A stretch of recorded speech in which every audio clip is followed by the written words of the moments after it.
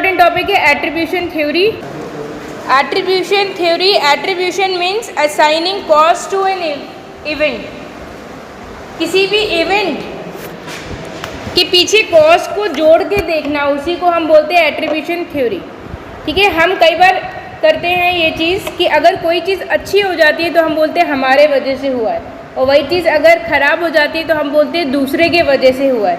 तो हम क्या करते हैं, ये हमारी आदत में है ना, कि हम किसी भी इवेंट के पीछे हम कॉज को देख के जोड़ के हम देखते हैं, है ना। तो एट्रीब्यूशन थ्योरी क्या है? Attribution theory is an attempt to determine whether an individual's behaviour is internally और एक्सटर्नली कॉज्ड। एट्रीब्यूशन थ्योरी का मतलब है कि हम ये देखेंगे कि जो भी कॉज हम एसोशिएट कर रहे हैं वो इंडिविजुअल का इंटरनल कॉज है कि एक्सटर्नल कॉज है।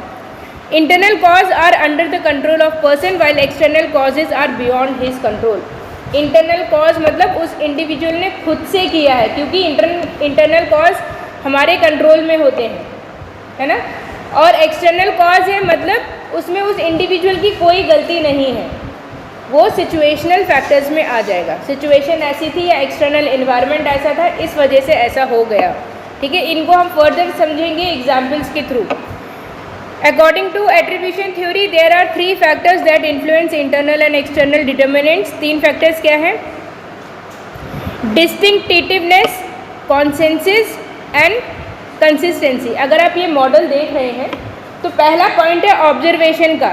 तो यहाँ पे हम ऑब्जर्व कर रहे हैं इंडिविजुअल को, ठीक है, इसीलिए फर्स्ट पॉइंट में लिखा है इंडिविजुअल बिहेवियर, कि जो इंडिविजुअल है उसका बिहेवियर कैसा है, इंटरनली कॉज है कि एक्सटर्नली कॉज है। ठीक है, फर्दर इस इंडिविजुअल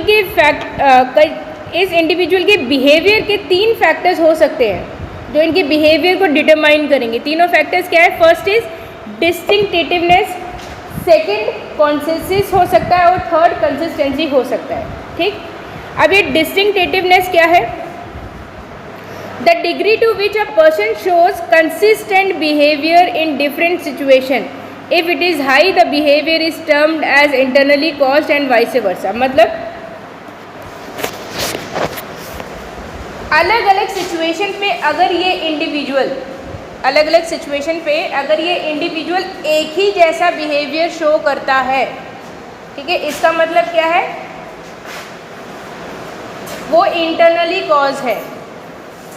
ठीक, और अगर वो एक जैसा बिहेवियर शो नहीं करता, इसका मतलब वो एक्सटर्नल कॉज है। इसको हम एक एग्जांपल से समझते हैं।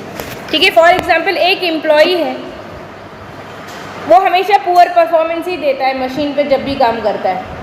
ठीक, और वो बोलता है कि मशीन में खराबी है इसलिए मैं काम नहीं कर पा रहा। और ऑर्गेनाइजेशन क्या करता है, उस मशीन को चेंज कर देता है, न्यू मशीन ले आता है, और फिर वो काम करता है, और फिर उसकी पुअर परफॉर्मेंस आती है, और फिर वो कॉज देता है कि मशीन में गड़बड़ी है इसलिए मैं काम नहीं कर पा रहा। ठीक, तो ये क्या है? इंटरनल कॉज है उसका। मतलब अलग अलग सिचुएशन पे अगर कोई भी इंडिविजुअल सेम ही बिहेवियर दिखाता है, इसका मतलब क्या है? वो उसका इंटरनल कॉज है। और वहीं अगर मशीन को सही करने पे उसकी परफॉर्मेंस सही हो जाती है, इसका मतलब क्या होगा? वो उसका इंटरनल कॉज नहीं था, वो उसका एक्सटर्नल कॉज था। पुअर परफॉर्मेंस उसका एक्सटर्नल कॉज था, मतलब मशीन में थी गड़बड़ी, इसीलिए वो परफॉर्म नहीं कर पाया। ठीक, तो फर्स्ट फैक्टर इज डिस्टिंक्टिवनेस, जिसमें हम ये देखते हैं कि एक इंडिविजुअल अलग अलग सिचुएशन पे क्या एक जैसे बिहेवियर शो करता है या अलग बिहेवियर शो करता है। अगर वो एक जैसे बिहेवियर शो कर रहा है, इसका मतलब इंटरनल कॉज है, और अगर वो अलग अलग बिहेवियर शो करता है, इसका मतलब वो एक्सटर्नल कॉज है। इतना clear? Second is consensus, the degree to which various person behave similarly in a given situation. If the degree is high, the behavior is treated as external cause. इसका मतलब क्या है?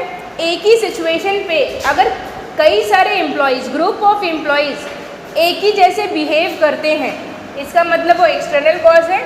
ठीक है, और अगर वो एक जैसा बिहेव नहीं करते, किसी की अच्छी परफॉर्मेंस है, किसी की पुअर परफॉर्मेंस है, तो वो इंटरनल कॉज है। एग्जाम्पल से समझते हैं। फॉर एग्जाम्पल एक मशीन पे ग्रुप ऑफ एम्प्लॉयज़ काम कर रहे हैं और सबका ही परफॉर्मेंस ख़राब जा रहा है। ठीक, इसका मतलब वो एक्सटर्नल कॉज है। हाई डिग्री है, सबका ही परफॉर्मेंस खराब है, सबका हाई, इसका मतलब वो एक्सटर्नल कॉज है। और अगर लो है मतलब कुछ का अच्छा जा रहा है और कुछ का खराब जा रहा है, इसका मतलब वो इंटरनल कॉज है। जो लोग अच्छा परफॉर्म नहीं कर पा रहे वो उनका इंटरनल कॉज है, उन्हें काम करना नहीं आता। ठीक, तो कॉन्सेंसस मतलब अगर group of people same situation पे, दोनों में डिफरेंस है। ऊपर वाले में क्या था, एक इंडिविजुअल अलग अलग सिचुएशन पे एक जैसा बिहेवियर शो कर रहा था। कॉन्सेंसस में क्या है, ग्रुप ऑफ पीपल एक ही सिचुएशन पे एक जैसा बिहेव करेंगे या तो अलग अलग बिहेव करेंगे। अगर सब एक जैसा बिहेव कर रहे हैं तो वो क्या हो जाएगा, एक्सटर्नल कॉज। अगर सब अलग अलग बिहेवियर शो कर रहे हैं, इसका मतलब वो उन एम्प्लॉयज़ का इंटरनल कॉज है। ठीक है, अच्छा परफॉर्म किया तो वो इंटरनल कॉज है, बुरा परफॉर्म किया तो भी वो उनका इंटरनल कॉज है। ठीक है, दोनों में डिफरेंस समझ में आया। Third, consistency, the degree to which a person shows the same behavior over time. If it is high, the behavior is treated as internal cause. ठीक है, इसमें क्या है, फॉर एग्जाम्पल एक एम्प्लॉई डेली लेट आता है ऑर्गेनाइजेशन में और वो डेली बताता है कि ट्रैफिक था। ठीक, डेली लेट आ रहा है, डेली बताता है कि ट्रैफिक था, और उसी रूट से जो अदर एम्प्लॉयज़ आ रहे हैं वो सब टाइम पे पहुंच जाते हैं। इसका मतलब क्या है, वो उसका इंटरनल कॉज है। ठीक, तो यहाँ पे क्या है, एक एम्प्लॉई है, सेम सिचुएशन है और वो डेली